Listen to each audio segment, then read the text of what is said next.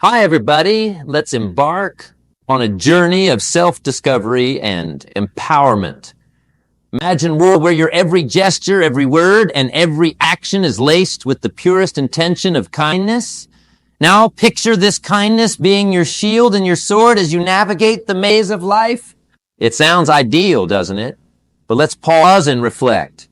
Is being excessively nice, always bending over backwards, always the first to step back, actually serving us well? Or is it, in some mysterious way, leading us down a path where our voice loses its strength, our presence loses its impact? You see, there's a delicate dance between kindness and assertiveness, between being nice and commanding respect. It's like walking a tightrope. Lean too much on one side and you lose balance. Now, I'm not here to tell you to abandon kindness. No, kindness is a virtue that makes the fabric of our society richer and more humane. But there's a critical aspect we often overlook: the power of respect, the strength that comes from not just being seen as nice, but also being recognized as someone of substance, someone whose words carry weight, whose decisions are valued, whose presence is acknowledged. Let me share a story with you. There was once a person, let's call them Alex. Alex was the epitome of niceness, always there to lend a hand, never saying no, a truly selfless soul. But over time, Alex began to feel invisible, like a shadow in the lives of others.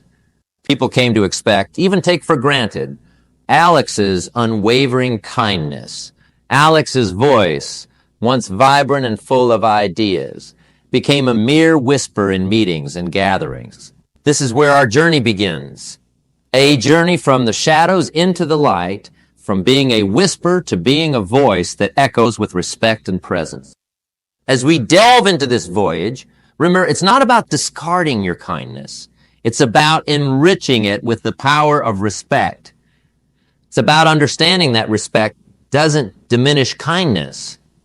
It elevates it. It's about realizing that when you stand up for yourself, when you draw boundaries, when you speak with conviction, you're not being any less kind. And in that self-kindness, you find the strength to be genuinely kind to others, not out of obligation, but out of a sense of balanced mutual respect. So let's set forward on this path of transformation. It's a path that may challenge your beliefs, push you out of your comfort zone, and ask you to look within with a brave, honest eye. But remember, the journey of 1,000 miles begins with a single step. And today, we take that step together. Let's explore how to harmoniously blend being nice with gaining the respect you rightfully deserve, creating a life where kindness and strength coexist, complementing each other beautifully. In our quest to blend niceness with respect, let's first navigate the often overlooked pitfalls of being overly nice. It's like planting a garden. You see, a gardener doesn't just care for the plants with water and sunlight. They also need to be aware of the weeds that can overrun the garden if left unchecked. Similarly, in the garden of our lives, being overly nice can be the weed that, though seemingly harmless, can gradually take over, choking our potential and diminishing our presence. The first pitfall is the loss of personal boundaries. Imagine you're a ship sailing on the vast ocean of life. Boundaries are your compass, your map. They guide you, keep you on course. But when you're overly nice, constantly accommodating others, you toss this compass overboard. Drift aimlessly at the mercy of others' needs and wants. Your time, your energy, your very sense of self become public property, open for others to use as they please. It's a dangerous precedent, setting you up for a journey where you're no longer the captain of your ship. Now think about respect. Respect is like a two-way street. It's given and received. But when you're overly accommodating, always putting others first, you inadvertently direct all traffic one way. People may like you, sure, but liking is fleeting. Respect, however, is enduring. It's built on the foundation of mutual give and take. When you're always giving and never setting terms, you're essentially putting up a sign that says, my needs, my values, my time aren't important. And unfortunately, people tend to take these signs at face value. Moreover, being overly nice can lead to a loss of authenticity. There's a saying, be yourself. Everyone else is already taken. But when you're overly nice, you're not being yourself. You're playing a role wearing a mask. And what happens when you wear a mask for too long? You forget the face beneath it. Your true thoughts, feelings, and desires get buried under layers of agreeableness. And in this burial, you lose the essence of what makes you. Authenticity is the cornerstone of genuine relationships, both personal and professional. Without it, relationships are built on shaky ground, vulnerable to the slightest tremor of conflict or disagreement. Let's not forget the impact on self-esteem and confidence. Continually bending to others' will, always being the I.E.'s person, eats away at your self-esteem. It's like a slow leak in a tire. You might not notice it at first, but gradually the tire deflates and you find yourself stranded on the roadside, unable to move forward. Your opinions start to feel less important, your decisions less confident. You become a spectator in your own life, watching as others take the lead. This erosion of self-esteem is subtle, but its effects are profound. Lastly, consider the impact of being overly nice on your ability to lead and influence. Leadership is about vision, direction, and the courage to make tough decisions. It requires a spine of steel, not a backbone of straw. When you're overly nice, always agreeing, never rocking the boat, you lose the respect that's essential for leadership. People follow those who stand for something, who have clear boundaries and a strong sense of self. They seek leaders who can say, now with as much conviction as they say, yeah. As we journey further, let's delve into the heart of our quest, understanding respect. Respect is like the sun in our lives. It illuminates our path, warms our existence, and gives us the energy to grow. But to bask in its glow, we must first comprehend its true nature. Respect is often mistaken as a mere response to authority or power. But in its purest form, respect is about recognition of a person's worth, their values, their boundaries, and their uniqueness. It's a silent nod to someone's inherent dignity, irrespective of their status or position. When we talk about gaining respect, it's not about instilling fear or demanding obedience. It's about earning this recognition through our actions, our words, and most importantly, our authenticity. Consider the respect you have for a mountain standing tall, unshaken by the elements. This respect comes not from the mountain demanding it, but from its sheer presence, its unwavering stance. Similarly, when you stand firm in your beliefs, when you are true to your values, and when you honor your commitments, you become like the mountain.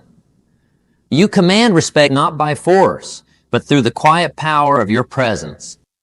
In the realm of personal and professional relationships, respect is the currency that enriches interactions. It's about listening as much as it's about being heard. It's about valuing others' perspectives, even when they differ from your own. This kind of respect fosters an environment of trust and openness, where ideas can flourish and collaborations can thrive. Remember, a tree doesn't grow tall in isolation. It thrives in an ecosystem that respects its space and contributes to its nourishment. But before seeking respect from others, one must embark on the most crucial journey, gaining self-respect. Self-respect is the seed from which the tree of external respect grows. It's about recognizing your own worth, setting and maintaining your boundaries, and treating yourself with the same kindness and understanding you offer others. When you respect yourself, you set the standard for how others should treat you. It's like setting the rules of the game, where the main rule is I am worthy of respect, and I will not accept less. Building self-respect is not an overnight journey. It requires introspection, a willingness to confront your own weaknesses, and the courage to work on them. It's about taking responsibility for your actions, celebrating your strengths. As you cultivate self-respect, you'll notice a profound change. Your choices become more deliberate, your actions more confident, and your voice carries a weight that resonates with others. So as we move forward, let's carry with us this understanding of respect. It's a beacon that guides us towards meaningful interactions, fulfilling relationships, and a profound sense of self-worth. In the next segment of our journey, we will explore practical strategies to gain respect. These are tools and techniques that you can apply in your daily life, transforming the way you interact with the world, and more importantly, the way the world interacts with you. Now, let's turn our attention to the practical strategies, the tangible steps you can take to gain respect. This part of our journey is about transforming understanding into action, theory into practice. It's about equipping yourself with the tools, not just to navigate the world, but to chart a course that others admire and follow. The first and perhaps most crucial strategy is setting clear boundaries. Boundaries are like the walls of a fortress. They protect your values, your time, and your energy. But setting boundaries is more art than science. It's not about building impenetrable walls, but rather about defining your space respectfully and assertively. This means learning to say, when necessary, without fear or guilt. It's about communicating your limits clearly and calmly and standing firm in them, even when challenged. Remember, every time you uphold your boundaries, you send a message that says, I respect myself and I expect the same from you. Next, let's talk about the power of assertive communication. Assertiveness is not aggression. It's the golden mean between passivity and aggression. It's expressing your thoughts, feelings, and needs directly and respectfully. To communicate assertively, practice being clear and concise in your speech. Avoid hedging your words with qualifiers like maybe or I think. Instead, own your words. And speak with confidence, but also with empathy, understanding that assertiveness is not about overpowering others, but about creating a space where everyone's voice is heard and respected. Another key strategy is developing self-confidence. Confidence is like a muscle. It strengthens with use. Start by focusing on your accomplishments, no matter how small. Celebrate them. Let them be the fuel that powers your self-belief. Engage in activities that challenge you, that push you out of your comfort zone. Every challenge you overcome is a brick added to the foundation of your confidence. And as your confidence grows, so does the respect you command. People are naturally drawn to confidence. It's like a beacon that signals capability, reliability, and strength. In addition to these strategies, it's crucial to cultivate integrity and consistency in your actions. Respect is earned by those who walk their talk, who align their actions with their words. Maybe someone who follows through on commitments, who stands by their principles, even when it's inconvenient or challenging. This consistency in character and action builds trust, and trust is the bedrock of respect. People respect those they can rely on, those who are the same today as they will be tomorrow. Lastly, foster a sense of empathy and understanding in your interactions. Respect is a two-way street. To gain it, you must also give it. Show genuine interest in others. Listen to their viewpoints and try to understand their perspectives. Empathy doesn't mean agreeing with everyone. It means acknowledging their humanity, their right to have an opinion, and their inherent worth. When you treat others with empathy and understanding, you create an environment of mutual respect where people feel valued and heard. In essence, gaining respect is about striking a balance between self-respect and empathy, between assertiveness and understanding. It's about embodying the qualities you seek in others. As we wrap up this part of our journey, remember that these strategies are not just tools for gaining respect. They are stepping stones to a more fulfilling, empowered life. In our next segment, we will explore how to balance being nice with assertiveness, weaving together the threads of kindness and strength into a tapestry that is both beautiful and resilient. As we continue on our path, let's explore the intricate dance of balancing niceness with assertiveness. This balance is not just a skill, but an art. The art of harmonizing the softness of kindness with the strength of self-respect. It's about finding that sweet spot where you can be both compassionate and firm, empathetic and assertive. The journey to this balance starts with understanding that niceness and assertiveness are not mutually exclusive. Think of it like a tree. Its roots grounded firmly, yet its branches and leaves sway gently in the breeze. The roots represent your assertiveness, your values, your boundaries, your self-respect. The branches and leaves are your niceness, your empathy, your compassion, your willingness to bend and adapt. To be truly effective, both must coexist in harmony. One of the key aspects of balancing these traits is self-awareness.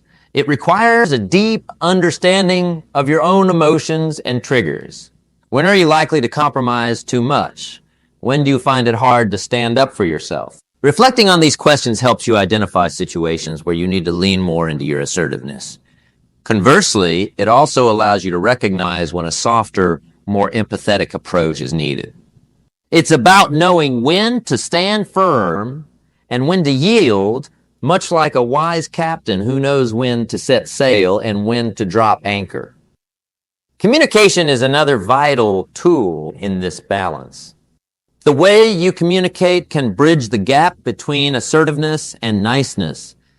It's about the language you choose, the tone you adopt, and the body language you exhibit. Assertive communication involves being clear and direct, but also respectful and kind. It's about saying what you mean without being mean. Remember, you can deliver a firm message without losing your temper or your compassion. It's like adding a spoonful of sugar to medicine.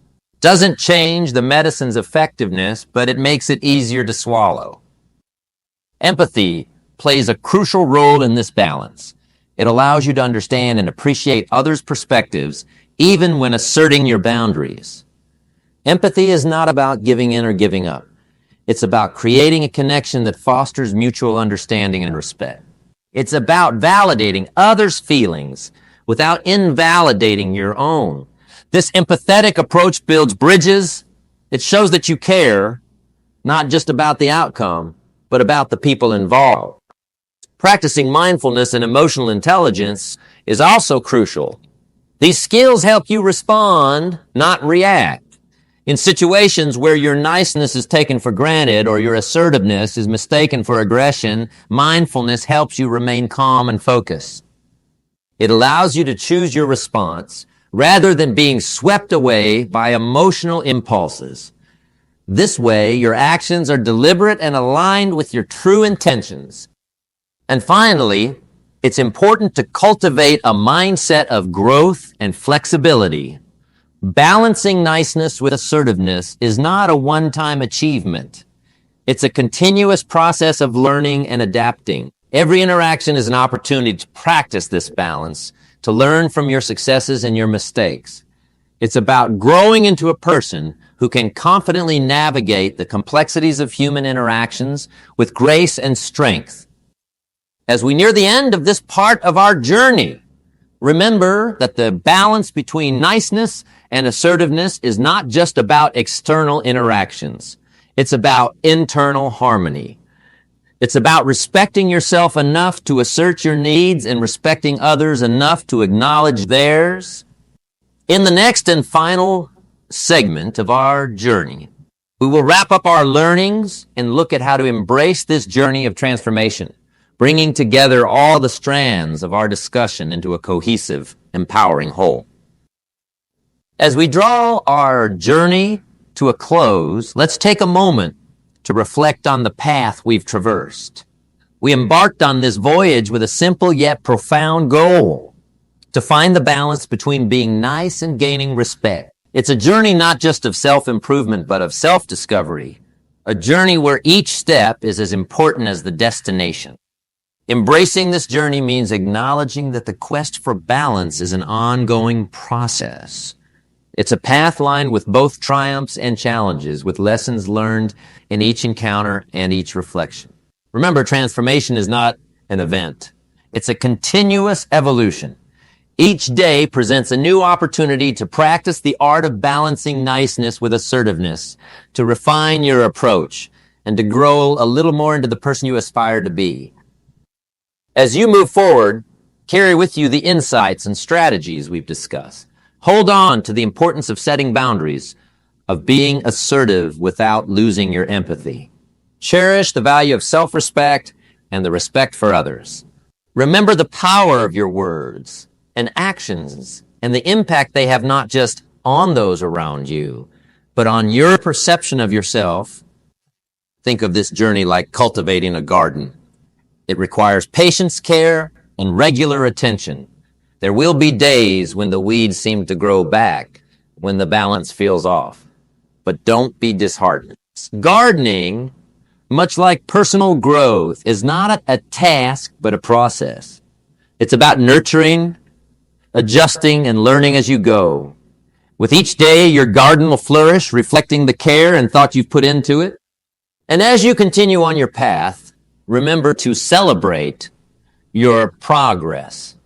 Each step you take towards balancing niceness with assertiveness is an achievement. Acknowledge your efforts, no matter how small they may seem. These small victories are the milestones that mark your journey, each one a testament to your commitment to growth and self-improvement. In conclusion, the journey to balance, being nice and gaining respect, is not just about changing how others perceive you. It's about changing how you perceive yourself. It's about building a life where you can be kind without being taken for granted, assertive without being harsh. A life where your kindness is a choice, not an obligation, and your assertiveness is a sign of strength, not aggression. So as we part ways on this journey, take with you not just the lessons learned, but the spirit of discovery and the willingness to grow. Embrace the journey with an open heart and a resilient mind. Remember, the path to balance is not a straight line, but a winding road full of surprises and insights. Walk this road with courage, with confidence, and most importantly, with respect for yourself and others. And in this walk, you will find not just respect, but a profound sense of fulfillment and purpose. Thank you for sharing this journey with me. Go forth and be the architect of your own life, a life that resonates with respect, kindness, and strength.